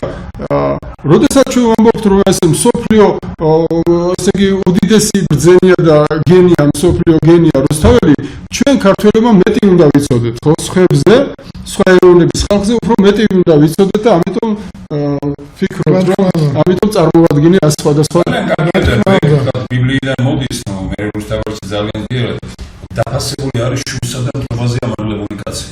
და ამას შოთანიშნიანიძე უწოდებს სათნოების დღეს. და ამბობს, რომ ღმერთო მიმრავლე სათნოების დღე, შურს მტრობაზე ამაღლების დღე. მაგრამ უნიკალურად როგორ აგრძელებს საკუთარ ცოდვათ ანათემის დღეო და სხვათა ცოდვების გამართლების დღეო. ესე იგი როგორ გინდა რომ შენ აი ეს არის სიძლიერე ადამიანის, რომ ჯერ ერთი შურით არის ცხოვრო და მეორე სხვა უფრო მტკივილდეს. მუხრამაჭავარიანს უაქვს კიდე უნიკალურად, რომ აი აკლაპარაკი არის იმაზე, რომ იგი სხვისი ტკივილი რუსთავ მუხრამაჭავარიანისთვის არის ყველაზე დიდი რაღაც. და ამბობს იმას, რომ აი ეს ვისია ღმერთო მიმრავლე სათნოების დღე, მიმშურს მტრობაზე ამაღლების დღე. საკუთარ ცოდვათან ეს არის ეს ის არის და ბოლოს თავდება სათნოების დღე თავდება, მაგრამ იქ არის ლაპარაკი არის სხვისი გახარების უნარი. ეს უნარი რომელიც ვარამის გულთან მიმტანიო, ხო? სასაულისა ჩვენი პოეზიის საგდენი არის სწორედ ბიბლია, ჩვენი პოეზიის საგდენი არის სწორედ ეს ხალხსავი და ჩვენი პოეზიის საგდენი და ჩვენი წერილობის და სულის ქართული სულის საგდენი არის სწორედ ქართლის ცხოვრება, რომელიც ძალიან ბევრი რამით შემცირებულია, გასაცურებელია ბევრი რამ. ჩვენ ამაზე ცხოვრდა ადრე საუბარი. ეს ძალიან მნიშვნელოვანი თემაა. ბატონ თემურ, თუ შეიძლება აი თქვენ ახსენეთ პოლიტოლოგი და ვალდებული ვარ, რომელსაც აქედან ამ ჭერში შეხედოთ. პოლიტოლოგიის მაშინ კითხვასაც დავსვამდა, რომ მთლიანობაში ბატონ თემურ, აი თქვენ ახსენეთ უკვე სხვა ადამიანებთან ურთიერთობას, აი ვეფხის ტყავსანში არის ძალიან ბევრი რამე, რომელიც წარმოსაჩენია. კარგი, აი ხალხთა შორის მეგობრობა არ არის მარტო ხალხთა შორის მეგობრობა, კიდევ უფრო მეტი არის, აი რომელიც დღევანდელ სამყაროს ჭირდება. ავიღოთ აი როგორც თქვენ ცნობილი პოლიტიკოსები ბრძანდებით და აი ეს არის გლობალიზაციის პროცესები, ხო? განსაკუთრებით ყოველთვის იყო, მაგრამ განსაკუთრებით მე-20 საუკუნის მეორე ნახევრიდან, რომ ესე იგი მსოფლიოში სიღარიბის დაძლევა, ხო? ერთ-ერთი მთავარი ამოცანა მსოფლიოში სიღარიბის დაძლევა. ჩვენ რას ხედავთ? პირიქით უფრო ძლიერდება სიღარიბი, არა? ესე იგი ხალხთა შორის მეგობრობა, ხო? ეს პირიქით უარესდება. ანუ რუსთაველი როგორ ამთავრებს თავის ნაწარმოებს? როგორ ამთავრებს, რომ ანუ ავთანდილის ფრიდონის არიელის ასე მაშინ ამერიკა არ იყო და მთელი რუკა, მთელი ის არის, ხო? და ახლა რა ხდება? ეს აღწერს, რომ ეს ქვეყნები ერთმანეთთან მეგობრობდნენ. მათ ქვეყანაში უკვე ღარიბი აღარ არის. ანუ სხვა ადამიანების დღევანდელი პრობლემა რა? სხვა ადამიანების ბედზე ზრუნვა. ეს არის თავი პრობლემა, სხვა ადამიანების ბედზე ზრუნვა. არა მარტო მეგობრობა ქვეყნებს შორის, არამედ ღარიბი აღარ არის მათ ქვეყანაში, აღარ გაჭირვებული, აღარ ითხოვს და მშვიდობა რომ თხადამგელი ერთად უნიკალური რამეა, ძალიან მუხრან მაჭავრიან სულისენები, სულისი ყოფილა თუ ყოფილა ჩემს თვალსაჩინო.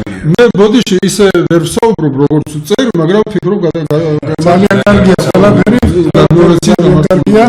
მე აქ თქვენი პარაგრაფი ვნახე ერთი, ესე იგი რენესანსი და ვეფხისტყაოსანი. მე ახლა მოხდა ისე რომ ჯერეთი მინდა თქვა, შეიძლება ეს არ უნდა მეთქვა, მაგრამ მაინც ვიტყვი რომ გამოაჩენა თარგმნა ვეფხისტყაოსანი მეგრულად. ეს დაიწყო 60 წელს თუ 59-ში და ცდილობდა რომ 66-ისთვის, ესე იგი როცა რუსთაველის 800 წელსთავი იყო, იმისთვის მოესწრო და მოასწრო კიდევაც. დაიწყო როცა 80 წელს იყო გადაცილებული თვითონ და ეს საქმე მიიყვანა ბოლომდე.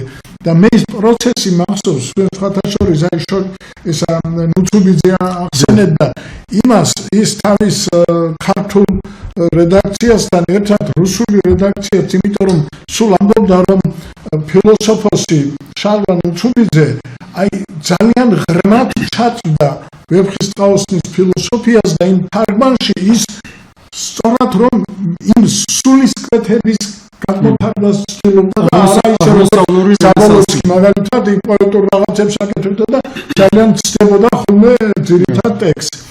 ასევე მე მახსოვს, ესე იგი მის თქმა მინდა რომ ეს აი ალბათ როგორც ყოველი ქართველი თუ ნორმალურ ოჯახში იზრდება, არ შეიძლებოდა ის ბავშვობაში ვეფხისტყაოსნის თემას არ შეჯახებოდა და არ ქონოდა მასთან ურთიერთობა. ასე რომ მეც ქონდა და მე მახსოვს 60-იან წლებში უკვე სტუდენტი რო ვიყავი, 17-18 წლის, აი ტელევიზორში გამოსვლა მონუსხულივით რო usmenდი. და მე დაგიდაბაში არ ვიცოდი ის ვინ იყო. პავლე ინგოროყვას ლექცია იყო და ეს იყო მიძღვნილი ვეფხისტყაოსანი და რენესანსი. და ისი გამოვდა მაშინ რომ ესე იგი რენესანსი იწყება რუსეთის, ევროპის მსოფლიო რენესანსი იწყება შოთა რუსთაველითო. აი ამას და ერთი თემა გაქვს და აი ამიტომ მე მინდა რენესანსის თემაზე გითხრათ. ესე იგი ჩვენი როლი, ქართველების როლი აი ამ ვეფხისტყაოსნის მეშვეობით, აი ამ რენესანსის აყვავების პერიოდში. შალვა ნუცუბიძე და ნაბადიეთ კიდე შალვა ნუცუბიძესაც მაქვს მე მგონი ასეთ ნათქვამი რომ აი დანტე სამყაროს ქვესკნელიდან უყურებდა და შოთა რუსთაველი კიდე სამოთხიდან სულ ეგეთ ეს ჩვენ ფილოსოფოსები ალბათ მე ასე მგონია რა ყველა დიდმა ფილოსოფოსმა ქართულმა ვეფხისტყაოსანს თავისი მიუძღვნა რა თქმა უნდა. საქმე რაში არის გასვით რამ გადამაწყვეტინა კიდე რომ გამეკეთებია ეს რენესანსი მოგახსენებთ შალვა ნუცუბიძე ვეფხისტყაოსანს უფრო აღმოსავლურ რენესანსს უწოდებს აი ელგუჯა ხინთიბიძე ასეთი ცნობილი რუს ფილოლოგი იყო, ფუნდამენტური ნაშრომი მას კარგად გავეცანი ძირითადად და ამბობს, რომ რუსთაველი ევროპული რენესანსთან მიახლოებული და აცხადებს და იქ სხვათა შორის ქრისტიანობასთან უფრო დაპირისპირებულად აცხადებს, რასაც მე არ გავეთანხმე და პასუხი არის ამ წიგნში წარმოდგენილი. რუსთაველი არ არის მარტო აღმოსავლური რენესანსი, არ არის ევროპულ რენესანსთან არათუ მიახლოებული, ბევრად ზეამაღლებულია, იმიტომ რომ რენესანსი ვიცით ჩვენ ევროპული რენესანსი, რომ იქ ადამიანის თავისუფლება არის წარმოდგენილი და ამიტომ იყო ჯერეთი ორი საუკუნით გვიან დაიწყო და ეს კათოლიკური ეკლესია შიშობდა, რომ ეს რენესანსი ადამიანის თავისუფლება დააშორებდა ღმერთთან პიროვნებას. ამიტომ იყო მაშინ გაძლიერებული სწორედ ინკვიზიციები, რა და ამის ბევრი მაგალითი გვაქვს.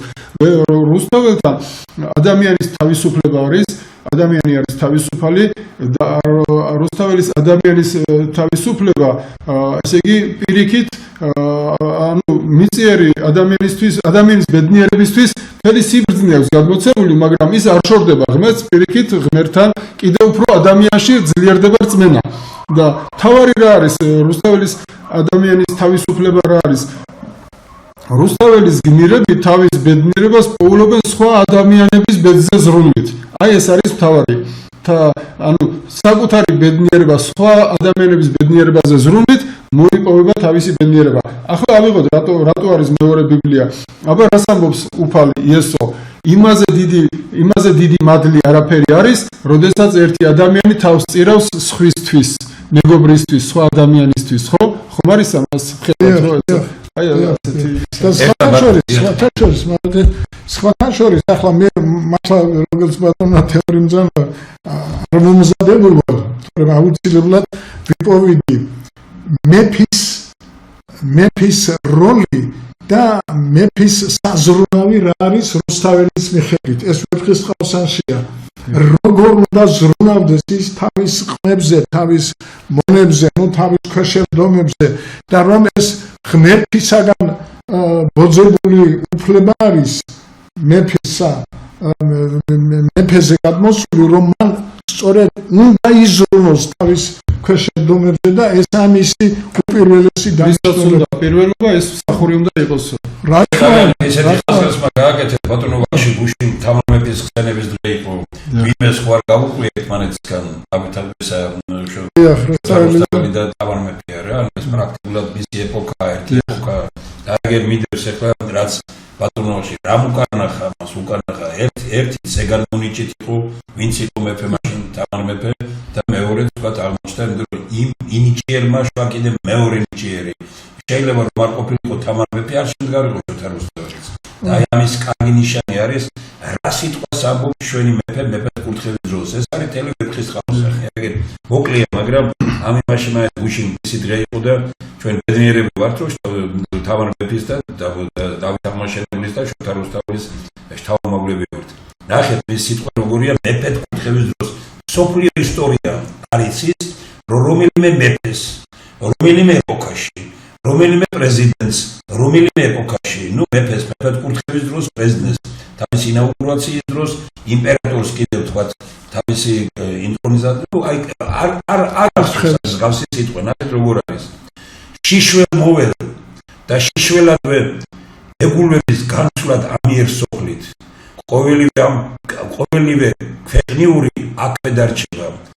არ არის აქ ჩემი საკუთარი და სამეფო ჩემი კუთვნილება თქვენივე, მე ამამაღლა განგებამ მისთვის რომ თქვენ და საკეთილდღეოდ ავამაღლო სამეფო და განაშევძლებნი ამას უძლური დედაკაცი თუ არა თქვენის დახმარებითა და თანამშრომლობით. მეფე რას ამბობს? წარმოუდგენელია ამ ეპოქაში 21 საუკუნეში გვიყვირს რომ ეხლა რო თქვას ვინმეს, ეხლა უნდა გაგიკვირდეს და როდის თქვას მეფეს. პირველად თქვენ მოგმართა მამაჩემის გაცვლილო მხედართავარო მეომარნო, მომეცით შეიძლება რომ პირველ ყოვლისა გავიმაგრო სამეფო საზღვრები. გარეშე მტრების მოსაგერიებლად მერმე მივყოფთ ხელს შინაგან გაწესრიგებას და თქვენ უნდა მიწინააღმდეგოთ წმინდა მამებო, რადგანაც თქვენ როგორც სასულიერო წოდებას გასცემთ ორგვარი მოვალეობა, ხორცელი და სულიერი, რისთვისაც მოგებით ორკეცი მადლობა, აქ მეფის და იქ ზეციური კურთხევა. ხოლო თქვენ დიდებულნო და ერისთავნო, შემიწყვეთ ხელი, რომ მივცეთ გზა და განი, სწავლას, შრომას და ნიშს, რომელთაც ქვაკუთხედათ უნდა დაედოს საერო სიყვარული. აი საერო სიყვარულის მთელი ჰიმნი, რომელიც არის ვეფხისტყაოსანი და რას ამბობს ჩვენი მეფე? ჩვენი მეფე ამბობს იმას, რომ პირველი არის სწავლაო ხალხო. მეორე არისო, როგორ აყალიბებსო, სწავლა, შრომა და ნიში, რომელთაც ქვაკუთხედათ უნდა დაედოს საერო სიყვარული. აი ამის ამაზე აი პროგრამული სიტყვა, ხომ დღესაც კი პროგრამული სიტყვა. საზღვარი არ გახსნაო, გაამაგრებო, ხალხს მიხედეო, ხალხს ეიზუნეო, არ გამდიდრდებო, თქვენიაო, არაფერი მიმაქვსო. რა ვიცი რა გითხრათ, როგორც მოვედი ისეთაც წავალო. და არაფერს ჩემთვის არ ვაკეთებო, ხალხისთვის ვაკეთებო. ეს არის აი ამის მიხედვით რო განიხილავთ დღევანდელ თქვა ნებისმიერ ნომენკლატურულ ხელმძღვანელს და ამას ვფიქრობ, რომ თამარ მეფის წინააღმდეგი ხარ, დავით აბაშოვის წინააღმდეგი ხარ, შოთა რუსთაველის წინააღმდეგი ხარ, მთელი ქართული ფილოსოფიის წინააღმდეგი ხარ, ქართული ცხოვრების წინააღმდეგი ხარ. ხალხს უნდა იფიქროთ, ხალხს უნდა იზრუნოთ, ერთმანეთს ვიფიქროთ, ერთმანეთს ვერჩი დაუდგეთ, სიყვარულით ვიყოთ. რა არის ტრობა და დაპირისპირება ერთმანეთთან და გადავიკიდეთ მთელი მსოფლიო. არ მინდა დღეს თუ ვინმე აპირებს კიდე დამჭირ ბოლომდე ჩვენაგე თუ ვინმე აპირებს ეს თუ არა ხალმობძანეთ ბატონებო, ვისაც მიგაჩნიათ რომ ჩვენ მე ვთვლი რომ ის სიტყვა რომელიც ითქვა უბრალოდ რაც დაიწერა პრემიერის სახელით ეს შეფასება რაც გავაკეთე იგივეს ვადასტურებ ახლა. ან ეს დასასრულია ამ ხელისუფლების, ან ეს არის დასასრული ქვეყნის თუ ეს ხელისუფლება ამ განწყობით იცხოვრებს როგორც ამ წელიწადში ჩამოყალიბებული. როგორ შეიძლება რომ ვეფხისტყაოსნის ქვეყანამ დაწეროს ესეთი წერილი? როგორ შეიძლება რომ შოთა რუსთაველის, დავით აბაშოვის ქვეყანამ, წიგნობართა ქვეყანამ, გიორგი ცხინვალის, თამარ მეფის ქვეყანამ დაწეროს ასეთი წერილი, როდესაც ამბობ იმას, რომ ესე იგი სიტყვებია ესეთი ესე იგი მოყვანილი შიგნით, რომ აბსურდული გადაწყვეტილება მიიღო კონგრესმა. შეიძლება მართლა ფიქრობდი ამას, რომ აბსურდულია გადაწყვეტილება, მაგრამ დიპლომატიურად როგორ შეიძლება ეს კარგად თქვა, კარნეგი წაიკითხეთ, ან შოთა რუსთაველი წაიკითხეთ, ან რაღაცა წაიკითხეთ, რომ გადავიკიდეთ ქვეყანა, მაგრამ მე მაინც მგონია, რომ ეს რუსთაველის საწინააღმდეგო გზაა, იმიტომ რომ ამით ჩვენ ვამბობთ, რომ ესე იგი ქართველ ხალხს უთხრათ, ჩვენ ხედავთ არ უნდა ვართ ამერიკას და ევროპას. ამიტომ ჩვენ მივდივართ რუსეთი, ჩინეთი, ირანი და ასე შემდგომ. არა, ჩვენ თვითონ უნდა გვინდოდეს საქართველო და საქართველო როცა გვინდომება, ძლიერი საქართველო ენდომება ყველას. შოთა რუსთაველი, თამარ მეფე, დავით აბაშენებელი, ყველა ეს არის ქართული, მხოლოდ ქართული გზა.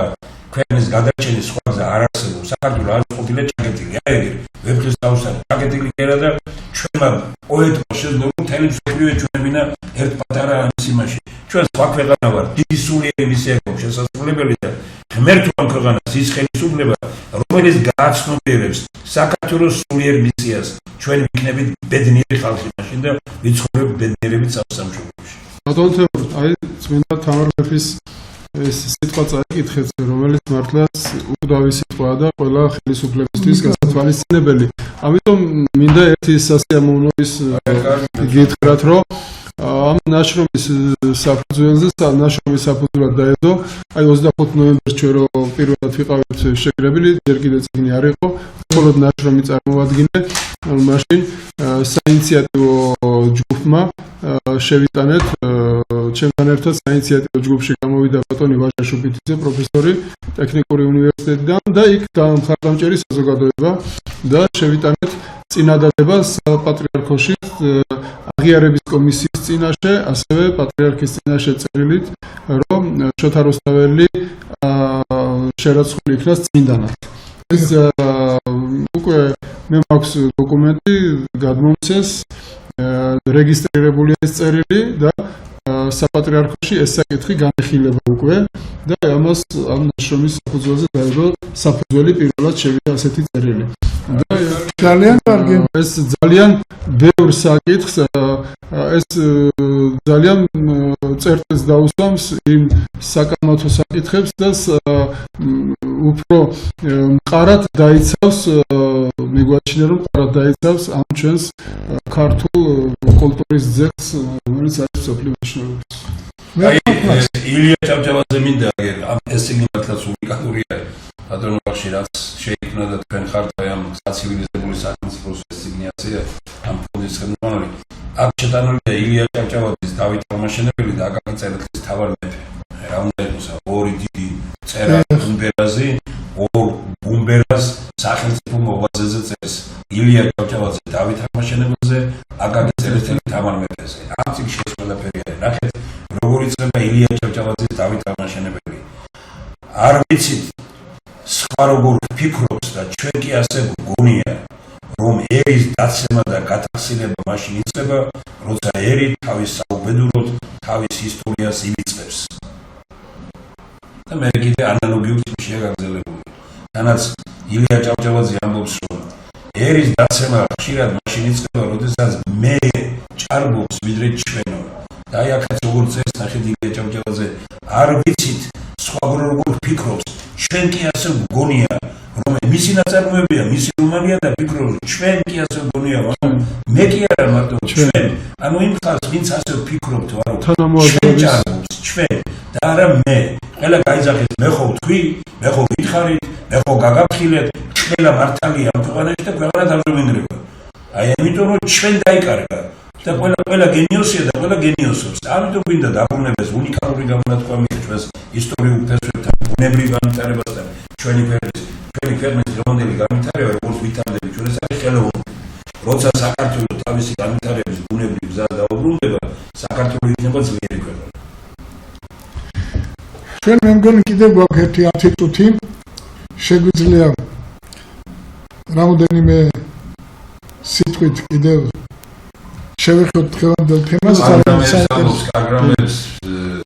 ძალიან საინტერესო მე მახსოვს ბატონიას მახსოვს სკოლას ვამთავრებდი 62 წელია და გახსოვთ გასაკუთრებით თუ მედალოსნების კანდიდატები იყვნენ იქ მოდიოდა კომისია რომ იქ დაცული იყოს ყველაფერი და მოგვიტანეს რაღაც თემები და გაგვიხსნეს და გვიკითხავენ იქ ეგნატე ნინოშვილის შემოქმედება იქ კიდევ ვიღაცის და შრომის იდეის ასახვა ქართულ წერლობაში ასეთი თემა ახლა ეს ჩვენი სოფლის სკოლა არის სოფელ ჭიჭაწყარის სკოლა სადაც მე ვსწავლობდი კარგი სკოლა იყო სერიოზული მაგრამ ერთი 5 თუ 7 წლის წინ მედალოსანმა медали რომ მიიღო იქ აქ თბილისში ორიანი მიიღო მისაღებზე ამიტომ ყველა საყედურები მასწავლებლები მოხსეს და ეშინოდა და არავის არ აძლევენ საშუალებას რომ медали მიიღოს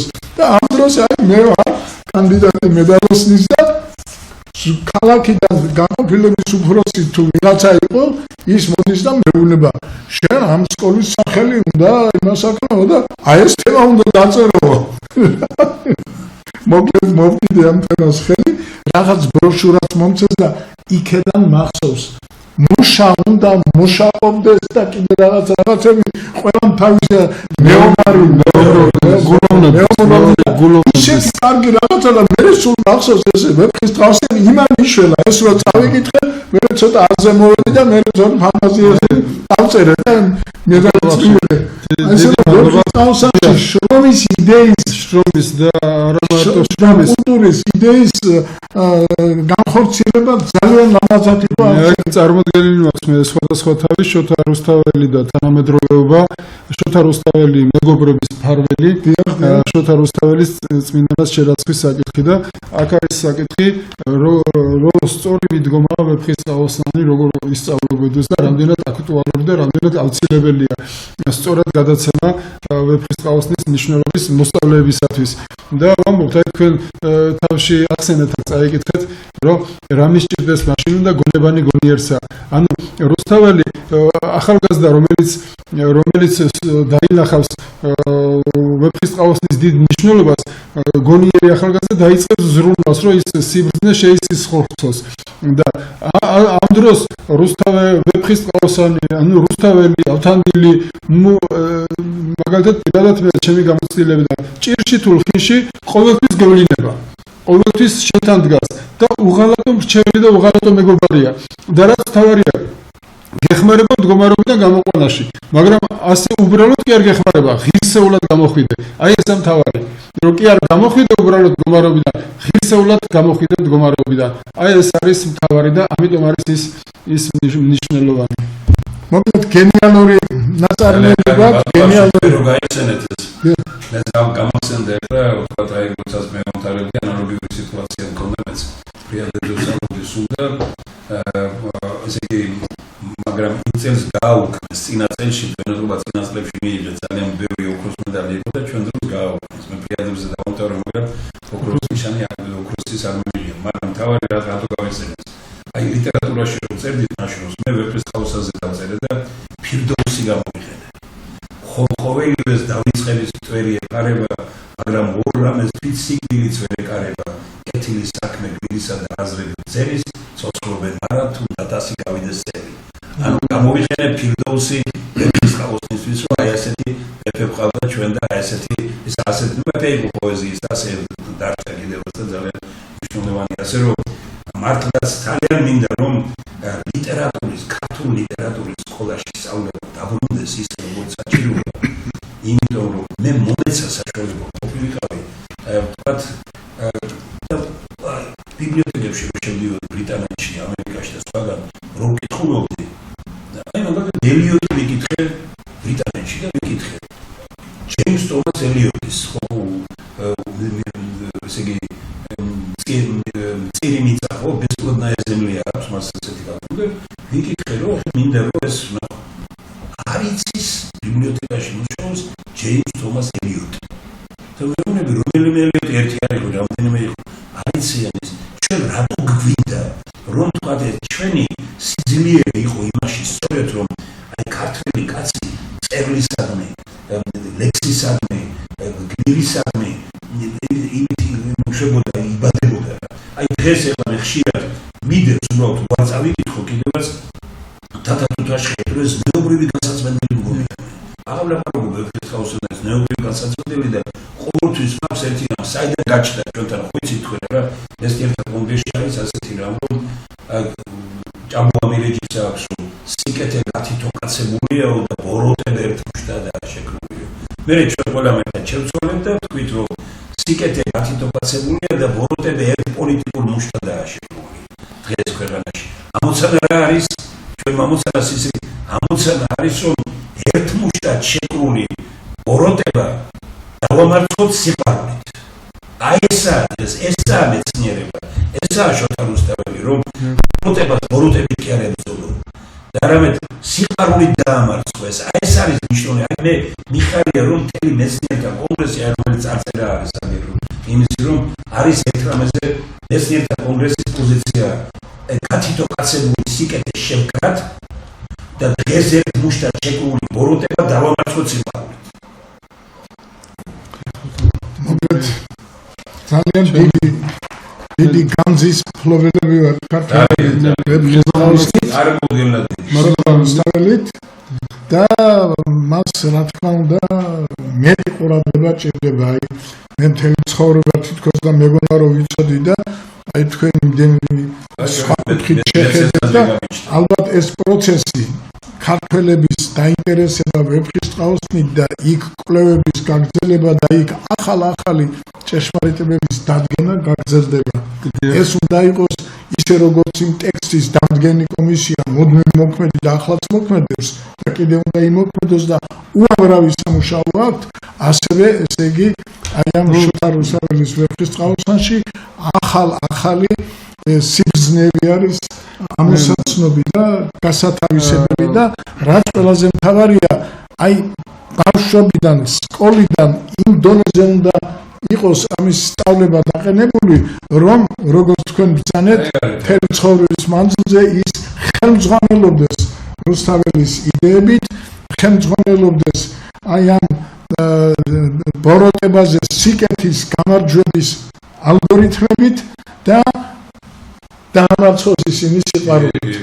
აი ეს არის და ამას ვასწავლის ჩვენ. აგირამ დაიწყეთ, როცა პარმენ მარგველაშვილი ახსენეთ. ჩვენ ეს ორი ძალიან საინტერესო პიროვნება უნდა შევახვედროთ ერთმანეთს. კი. ბატონ პარმენს სასწაული რამეები აქვს ისევე როგორც აგერ ბატონ ნიას ამის შეერთებას და ამის დისკუსიას კიდე ბატონ პარმენი ძალიან დიდი პიროვნება. გუშინ შეხვედრა მქონდა რუსთველოლოგებთან, ვიქტორ ნოზაძის საზოგადოების ხელმძღვანელთან, ბატონ სიმონთან და ვისაუბრეთ ძალიან დიდი საქმე გააკეთა ბატონ სიმონმა ენციგნის გამოცდილებით და ნება მომეცით რომ მადლობა გადავუხადო მეგობრებს ვინც მეხმარებოდა მუშაობაში, გამოცემაში. შოთა რუსთაველი გეხმარებოდა. დიახ, შოთა რუსთაველი, რა თქმა უნდა. ერთი წუთი გაქვს ამთან. დიახ. და საქველმოქმედო ფონდი წინაპართან მემკვიდრეობის გადასარჩენად ეს ბათუმელი მეგობრებია, რომლებიც როგორც რკინის მეტალურგიის ისტორიის გადარჩენაში, აი მუზეუმის მშენებლობაში, ასევე ამ წიგნის გამოცემაში. დიდი მადლობა მინდა გადავუხადო მეგობრებს, რომლებმაც თბილისში იზრუნეს, რომ გუშინ ძალიან წარმატებულად ჩატარებულიყო წერალთა სახლში ეს დღე. დიდი მადლობა თქვენ მოწვევისთვის. დიდი მოგიტყვა აჭარას და სიყვარულის განწყობა. მე კიდე მინდა დიდი მადლობა უთხრა ჩვენს მაყურებელს, რომლებმაც გვიყურეს, თავიანთ მოსაზრებებს ალბათ დაგვირეკავენ, გვეტყვიან, მოგწერენ. მე კიდე ვფიქრობ, რომ ძალიან კარგი თემა იყო დღეს და ბატონ ნიაზი ძალიან დიდი მადლობა. ვიდრე დაასრულებდეთ თქვენ მაინც მე ვარ ბედნიერი რომ რამდენი 2009 წელში ერთმა ცნობილმა პიროვნებამ ბატონმა გოჩა დასახობა დაარეკა და გითხრა რომ მოდითო აი სადაც საქართველოს და საზღვარია იქო გავაკეთოთ წარწერაო ქართულ და ოსურ ენაზე ვინ მოყარეს არეცებს იგი თავის ამტერია აი რო შევდივარ ზონაში ახლა ნეიტრალური ზონა რო არის მარცხენა მხარეს ვხედავ და ამის წინ როცა ვიყავი ვნახე რომ კლდეზე ვეფხვი დადიოდა ისე როგორც ჩვენ დავდივართ ასფალტზე და მე ვნახე უყური ამას ყველაფერს და ზუსტად იმის თავზე სადაც ვიწერია ჩვენ რომ ვინ მოყარეს არეცებს იგი თავის ამტერია აი ესეთი კარგი რა მაგრამ ცუდი ის არის რომ ვერ ვახორციელებთ იმას რომ როგორ უნდა გქონდეს ჩვენ ოსებთან ისა მით უფრო თამარ მეფის ეპოქაზეა ლაპარაკი მით უფრო დავიცოთანზეა ლაპარაკი მით უფრო რაღაც სასწაულია ეს ყველაფერი აი კიდევ ერთხელ ვიმეორებ რომ აი კავკასია არის ერთ-ერთი ყველაზე ძლიერი ადგილი მსოფლიოსი და მთელ მსოფლიოს აზაზანებს კავკასიური ერთობა რომლისკენაც უნდა წავიდეთ ყველანი ვინც კავკასიაში ცხოვრობს დიდი მადლობა